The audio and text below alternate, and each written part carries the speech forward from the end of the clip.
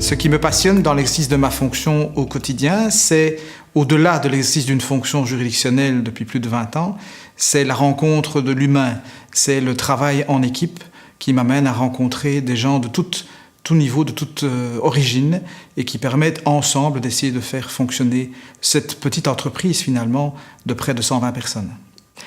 Alors, est-ce que magistrat est un métier de passion? J'aurais envie de vous répondre oui et non. C'est certainement un métier de passion, oui, parce que ça demande beaucoup d'énergie, ça demande d'être passionné effectivement par ce qu'on fait, parce qu'on est obligé de s'impliquer dans les dossiers, on est obligé de rentrer un petit peu dans la vie des gens et on sait quelle importance ça peut avoir pour eux au bout du compte. Donc oui, on ne compte pas nos heures et on essaye de travailler le mieux possible et le plus possible pour faire en sorte de régler les conflits, parce que c'est là notre rôle majeur. Alors non, parce que je pense qu'il faut garder une certaine réserve. C'est important parfois de pouvoir être détaché, prendre un maximum de recul par rapport à la situation qui nous est soumise. Et donc, par rapport à sous cet angle-là, la passion n'a pas tellement sa place. Il faut vraiment garder la tête froide et pouvoir faire en sorte de ne pas être impliqué dans le conflit des gens, mais de pouvoir prendre sa juste mesure, mais de ne pas trop s'impliquer pour pouvoir rendre une décision qui soit la plus opportune possible et la plus juste possible.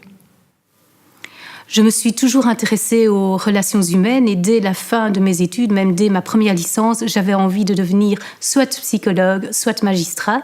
Et si c'était magistrat de la jeunesse ou de la famille ou d'instruction.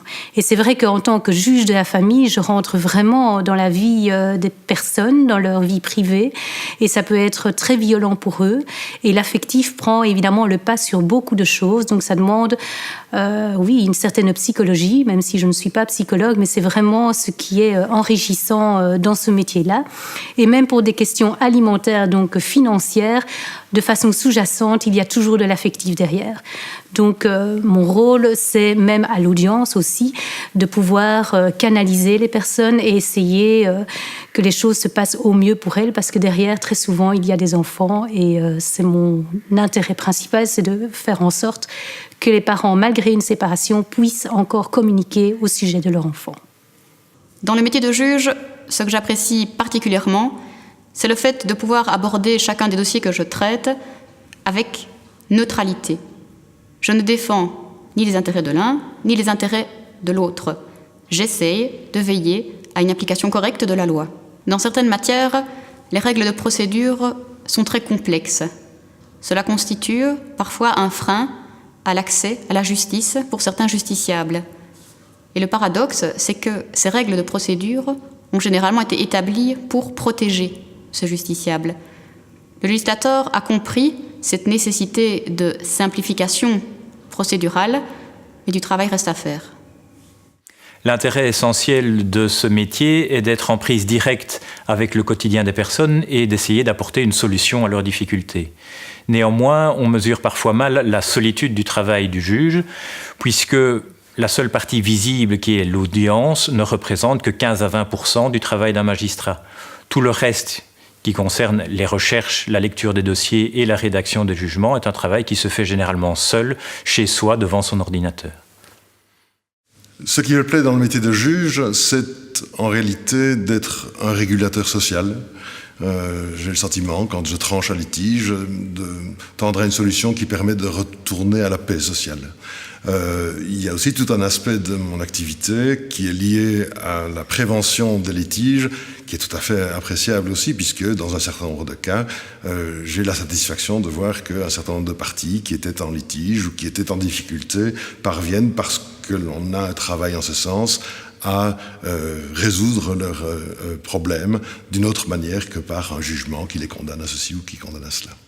Une des grandes satisfactions du travail que j'accomplis au sein du tribunal de commerce, c'est le travail lié à la médiation et aussi à la conciliation.